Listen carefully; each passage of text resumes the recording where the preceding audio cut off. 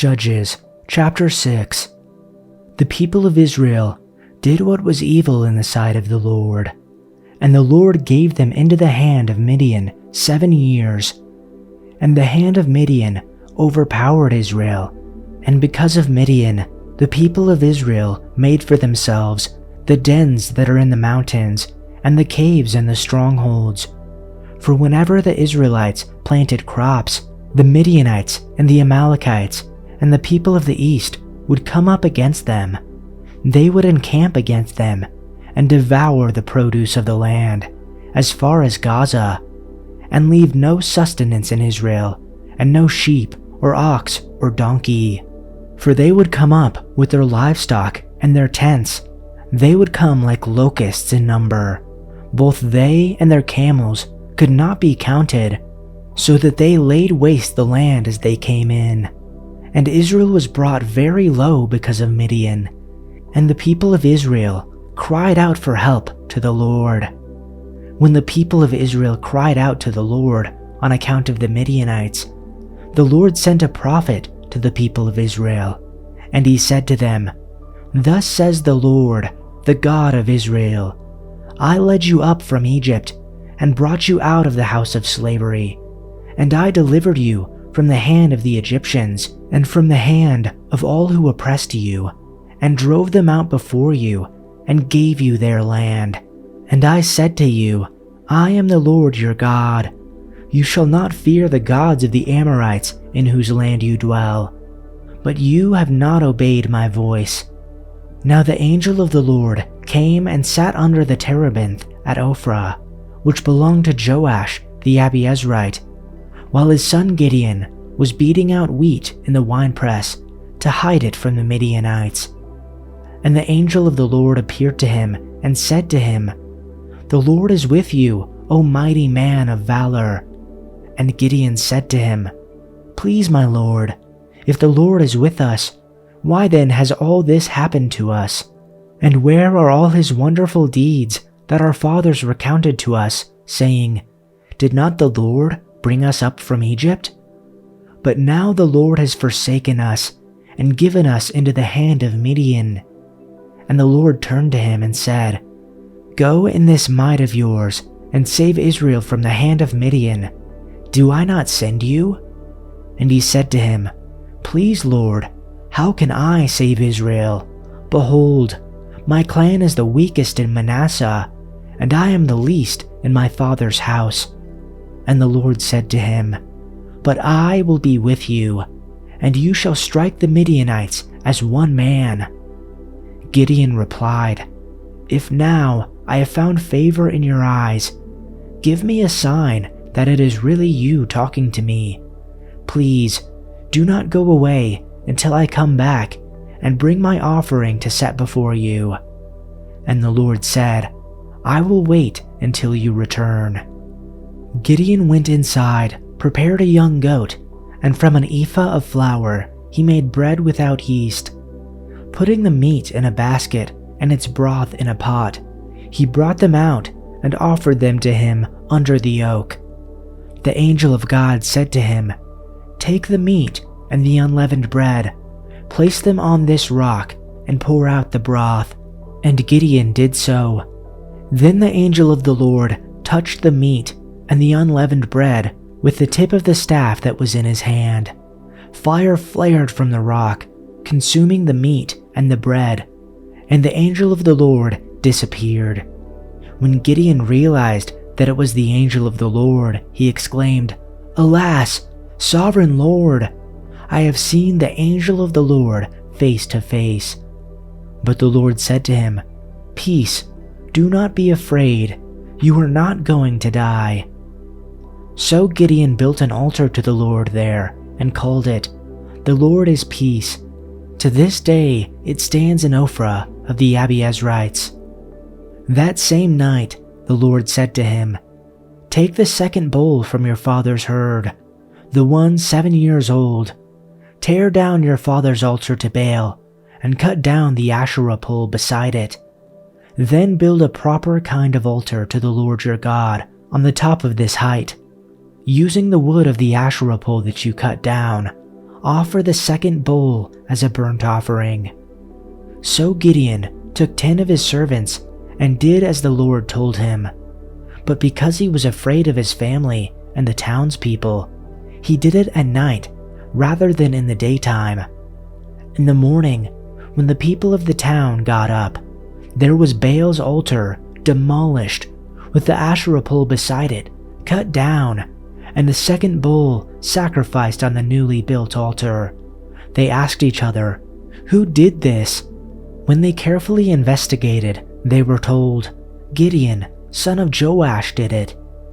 The people of the town demanded of Joash, "Bring out your son. He must die, because he has broken down Baal's altar and cut down the Asherah pole beside it." But Joash replied to the hostile crowd around him, "Are you going to plead Baal's cause? Are you trying to save him?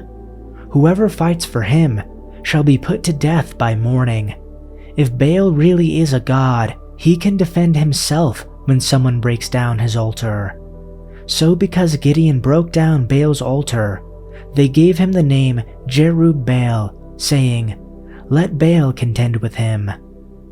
Then all the Midianites, the Amalekites, and the people of the east assembled together, and they crossed over and camped in the valley of Jezreel. So the Spirit of the Lord covered Gideon like clothing, and he blew a trumpet, and the Abiezrites were called together to follow him. And he sent messengers throughout Manasseh, and they also were called together to follow him. And he sent messengers to Asher, Zebulun, and Naphtali, and they came up to meet them. Then Gideon said to God, "If you are going to save Israel through me, as you have spoken, behold, I am putting a fleece of wool on the threshing floor. If there is dew on the fleece only, and it is dry on all the ground, then I will know that you will save Israel through me, as you have spoken." And it was so. When he got up early the next morning and wrung out the fleece, he wrung the dew from the fleece, a bowl full of water. Then Gideon said to God, "Do not let your anger burn against me, so that I may speak only one more time. Please, let me put you to the test only one more time with the fleece. Let it now be dry only on the fleece, and let there be dew on all the ground." And God did so that night, for it was dry only on the fleece, and dew was on all the ground. Chapter 7. Then Jerub-Baal, that is Gideon, and all the people who were with him got up early, and camped beside the spring of Harod. And the camp of Midian was on the north side of them, by the hill of Moreh in the valley. And the Lord said to Gideon, "The people who are with you are too many for me to hand Midian over to them. Otherwise, Israel would become boastful, saying, 'My own power has saved me.' Now therefore come, proclaim in the hearing of the people, saying, 'Whoever is afraid and worried is to return and leave Mount Gilead.' So 22,000 from the people returned, but 10,000 remained. Then the Lord said to Gideon, 'The people are still too many. Bring them down to the water, and I will test them for you there. So it shall be that he of whom I say to you, "This one shall go with you," he shall go with you, but every one of whom I say to you, "This one shall not go with you," he shall not go." So he brought the people down to the water.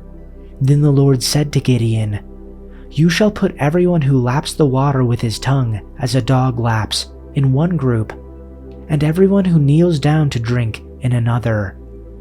Now the number of those who lapped, putting their hand to their mouth, was 300 men, but all the rest of the people kneeled down to drink water. And the Lord said to Gideon, "I will save you with the 300 men who lapped, and will hand the Midianites over to you. So have all the other people go, each man to his home." So the 300 men took the people's provisions and their trumpets in their hands. And Gideon dismissed all the other men of Israel, each to his tent. but retained the 300 men, and the camp of Midian was below him in the valley.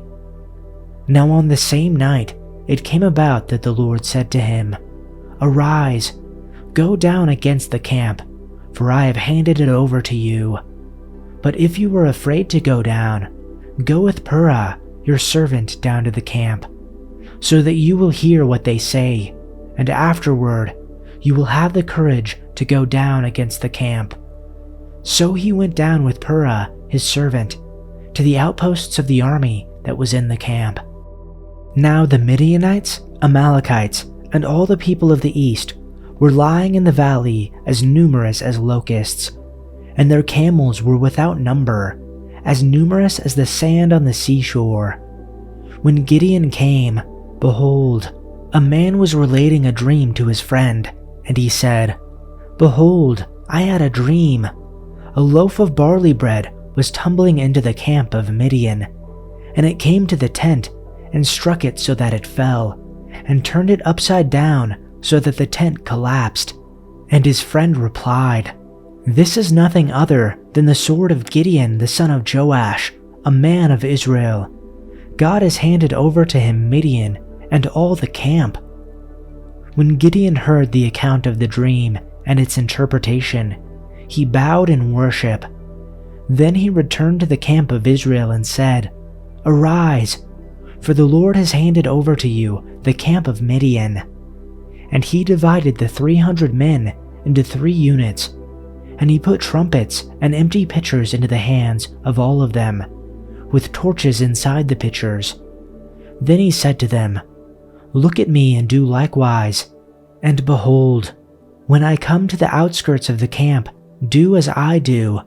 When I and all who are with me blow the trumpet, then you also blow the trumpets around the entire camp and say, 'For the Lord and for Gideon.'" It was just after midnight, after the changing of the guard, when Gideon and the 100 men with him reached the edge of the Midianite camp. Suddenly, they blew the ram's horns and broke their clay jars. Then all 3 groups blew their horns and broke their jars. They held the blazing torches in their left hands and the horns in their right hands, and they all shouted, "A sword for the Lord and for Gideon." Each man stood at his position around the camp and watched as all the Midianites rushed around in panic, shouting as they ran to escape. When the 300 Israelites blew their ram's horns, the Lord caused the warriors in the camp to fight against each other with their swords. Those who were not killed fled to places as far away as Beth Shittah near Zererah, and to the border of Abel Meholah near Tabbath. Then Gideon sent for the warriors of Naphtali, Asher, and Manasseh, who joined in chasing the army of Midian. Gideon also sent messengers throughout the hill country of Ephraim, saying, "Come down to attack the Midianites. Cut them off at the shallow crossings of the Jordan River at Beth Barah." So all the men of Ephraim did as they were told. They captured Oreb and Zeb, the 2 Midianite commanders, killing Oreb at the rock of Oreb and Zeb at the winepress of Zeb. And they continued to chase the Midianites. Afterward, the Israelites brought the heads of Oreb and Zeb to Gideon, who was by the Jordan River.